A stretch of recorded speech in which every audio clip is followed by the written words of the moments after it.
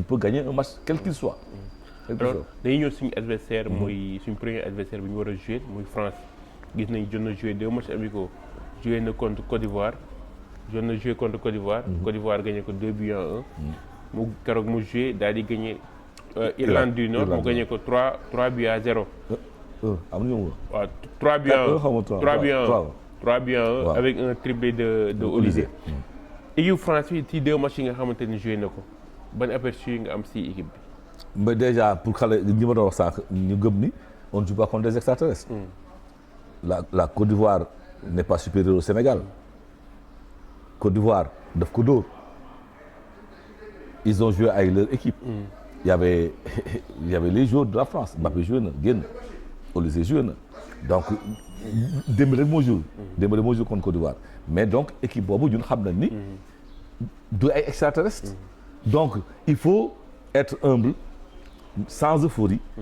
ba pare mais avoir de la méfiance quand même.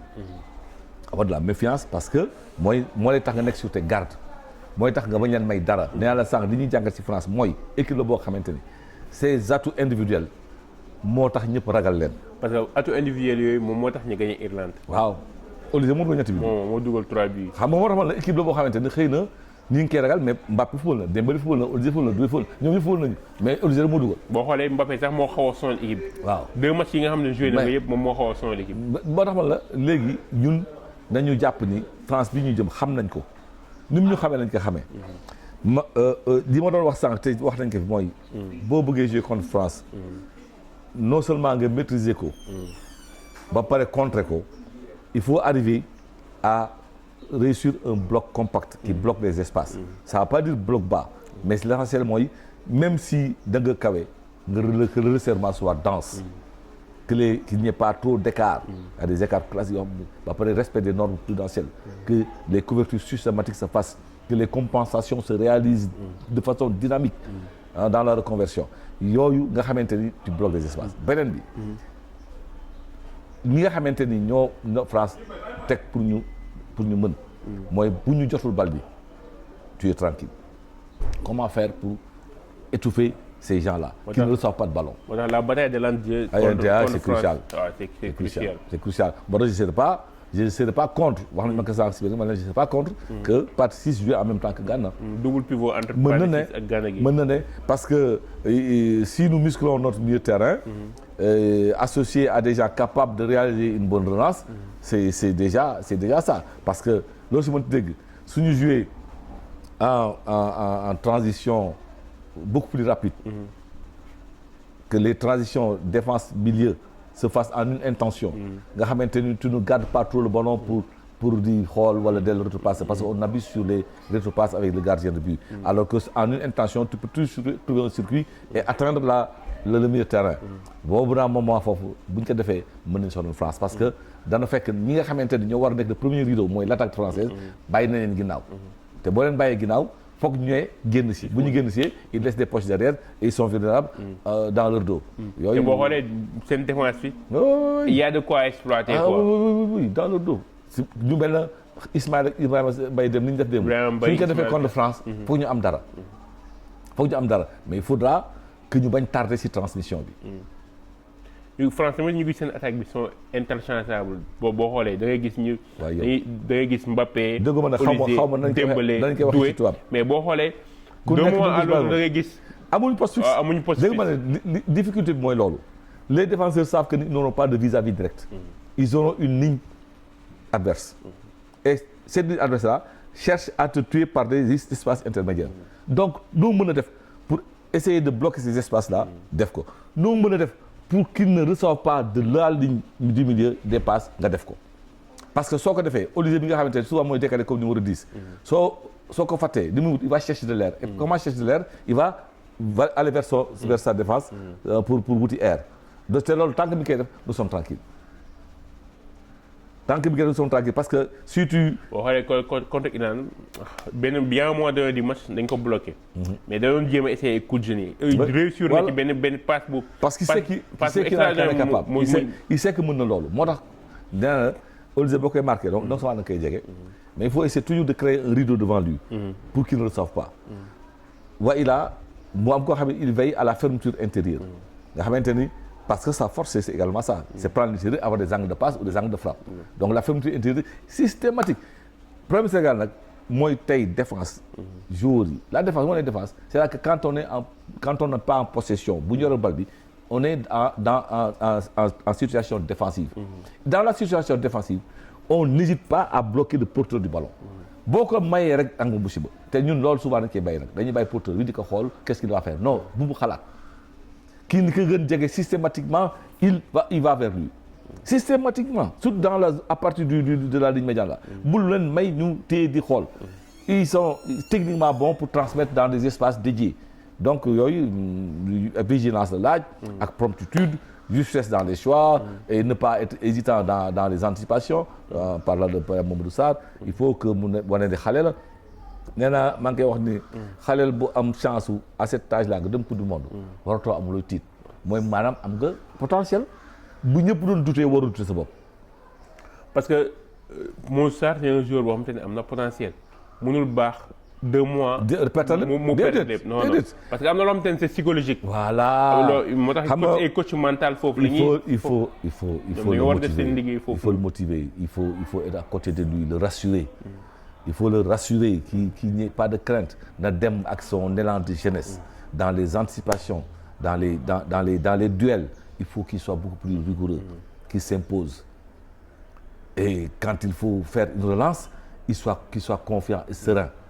des fois parce que tout de suite day daw rek góol wala l'autre mais l'autre il est chargé de faire comme toi de sortir des balles dans un secteur donné parce que foofu la footballé yow tu es chargé de le faire mais si tout le temps moom nga koy yokk da demal man maa ngi xaar rek loolu nga non il faut qu'il joue na gëm boppam il a un potentiel maintenant on apprend vite de ses erreurs lii la dal ci football benn yoon waratu la dalati da nga koy jàngat da ngay jàngal tax mu dal la et tu maîtrises ça dootu la dalati donc yooyu maa ngi wax keroog ni que quand il a dézonné ba ñoo jël deuxième but bi war na jàng ne loolu waratul am si tu dézones pour aller prendre il faut y aller si tu es hésitant tu es mort parce que non seulement tu vas arriver en retard mais tu es battu tu es -1 et on est fichu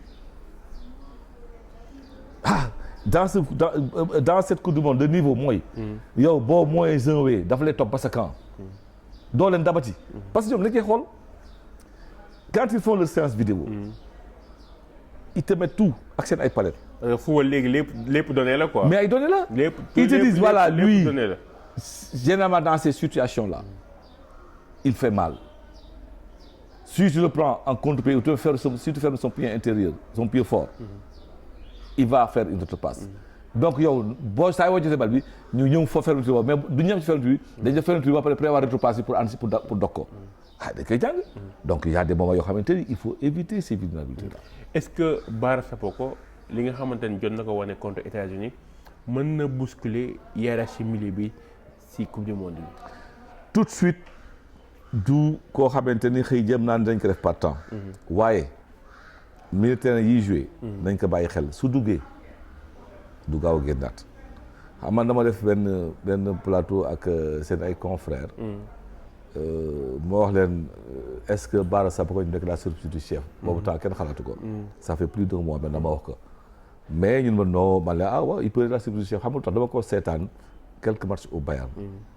mu am loo xamante ni dafa koy différencier suñu biir terrain. moom suy laaj bal da koy laaj ci ay intervalle. il plonge pas dans sa défense pour tourner le dos. parce que c'est techniquement il est bon pour faire le bon contrôle et la bonne orientation pour créer la différence. donc il est à l'aise dans les intervalles. ñun suñu milieu terrain yi ils sont à l'aise quand ils plongent dans la défense pour faire face à l'équipe adverse. donc yooyu yëpp moom dos au but il peut faire des merveilles. il a la capacité de contrôler il s'informe bien. il est techniquement bon et il est impactant. c'est quelqu'un qui sait se projeter c'est quelqu'un qui sait se battre. donc c'est une bonne nouvelle pour l'équipe nationale.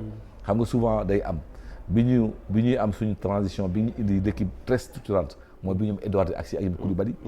c'est des apports structurants. indil équipe bi beneen jëm ak ñoom Sabaly. loolu moo ñuy dal ak xale bi buy ñëw. apport structurant lay doon. il y a d'autres qui vont arriver certainement ça c'est l'avenir.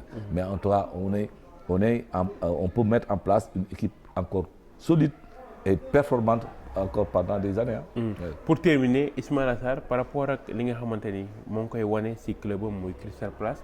Est-ce que Ismaïla Sarr ak en équipe nationale Pape Thiaw waru ko mën a utiliser comme attaquant axial ci mondial bi. war na mën ne par exemple xam nga sànq ñi ngi wax ni. bu ñu fekkee ni dañu privilégier le blocage des espaces et l'occupation du milieu. Un attaquant peut être sacrifié. Et puisqu'on a la possibilité d'avoir quelqu'un de polyvalent, capable d'être présent à l'axe et capable d'utiliser sa vitesse, ça ne gênerait pas. Mais man, jàpp naa ni on peut avoir un bon équilibre en utilisant Ismaïla et Jackson en même temps et Sadio Mané. Ismaïla Jackson Sadio Mané. On peut l'utiliser. C'est dans l'animation rek que ça va changer. Xam nga tout le monde sait que Ismaïla c'est se reconvertir pour nous défendre. Jackson le fait. Sadio parfois il le fait mais il faut pas l'user. Donc il faut juste créer des variantes. bu nga xamante ne l'équipe dana mën daggat biir terrain bi. C'est-à-dire que Jackson sera un avant-centre. On le sait. Mais ce sera un avant-centre qui pendant les phases de reconversion percute avec Sadio qui vient à l'axe et qui les laisse défendre avec Ismaïla. Et automatiquement les deux attaquants Jackson et Ismaïla qui rejoignent la ligne du milieu de terrain, on est à 5 au milieu de terrain. Donc c'est selon les animations qu'on peut avoir. On ne va pas se priver de ces deux profils-là pour juste avantager une occupation des espaces. Donc on a en tout cas je pense que Pape Thiaw nous a habitués à des choix contextuels, dynamiques yu muy def. Faisons-lui confiance encore. Faisons-lui confiance encore. Donc contre la France mën nañ gis benn 4-2-1-3 avec Gana Gueye ak Pathé Ciss comme. On peut même voir un 4-1-4-1. Parce que moi j'ai vu pendant la Coupe d'Afrique maa ngi wax boobu léegi les gens s'ils sont observateurs. gis nañu am na ay moments yoo xam ne on est un 4-1-4-1. C'est-à-dire que la sentinelle c'est juste le couvreur, le libéro du milieu de terrain, et les 4 autres c'est dans l'occupation dynamique et les permutations qu'ils occupent. boo xoolee équipe nationale boo xoolee système bi mën nañu démarrer 4-3-3 mais au fil du match. non c'est des variantes animation bi day xam nga souvent il faut que ñu xam di. Les positions initiales c'est des principes rek de base de départ. Mais c'est dans l'animation selon les situations de jeu ngay expliquer joueurs yi seen ay position ak seen ay sangam. Donc 4-3-3 pour man c'est la structure la mieux équilibrée. mooy nday structure bi. mais mooy jur yëpp après en termes d'animation. Parce que xam nga il suffit de parce que bal bi xam nga mënu nekk à droite au milieu et à gauche en même temps. Si tu dis que ni da nga bëgg évoluer à droite exploiter la vitesse de Ismaïla Sarr. Toute l'équipe bascule. Le flanc droit est densifié au détriment du flanc gauche, mais on crée de la supériorité. Nga xamante ni en ce moment-là, on a Crépin capable de laisser à Ismaïla la ligne de touche et de venir compenser par le milieu de terrain. À ce moment-là, le milieu de terrain relayeur lâche son poste pour être dans la dynamique offensive. Il y a beaucoup de possibilités. En tout cas 4-3-3 moom pour man dama jàpp ni mooy ndeyu système yi te boo ko assimilé ba mën que tu peux apporter toutes les variantes. Toutes les variantes. Merci beaucoup doyen Lamine si analyse yu pertinente yi. Alors lan mooy sa kàddu gu mujj ci émission bi. waaw du yaakaar ni toujours bu ñuy jàngat dañuy am li ma wax rek essayer de produire des zones positives ba pare essayer de suxlu. parce que football moom mënoo jeexal téere yi. te toujours dana am jàngat boo xamante ne xëy na sax fa nga ko foogoon du fa jóge. Donc moo tax c'est am naa mbégte toujours di waxtaan ci waxtaanu football. Donc je pense que c'était intéressant et que on va continuer à réfléchir sur le devenir de l'équipe du Sénégal, à donner le maximum pour que di leen gën a jox ay ondes positives et que ñu nekk ñun ñëpp ci dans cette dynamique là on est déjà en Coupe du Monde. Tout ce qui était pas la périphérique là on n'en a plus besoin. On a besoin d'une équipe soudée, concentrée et soutenue par tout le monde. Et c'est dans ce sens-là que je disais que je suis pas un ami de Pape Thiaw. Je ne le connais pas mais je défends l'équipe nationale et en le défendant on défend celui qui tient cette équipe nationale. Merci beaucoup doyen Lamine si analyse yu pertinente yi nga xamante ni moom nga def tey jii si plateau bi ça a été un plaisir tey ci ñu lay dalal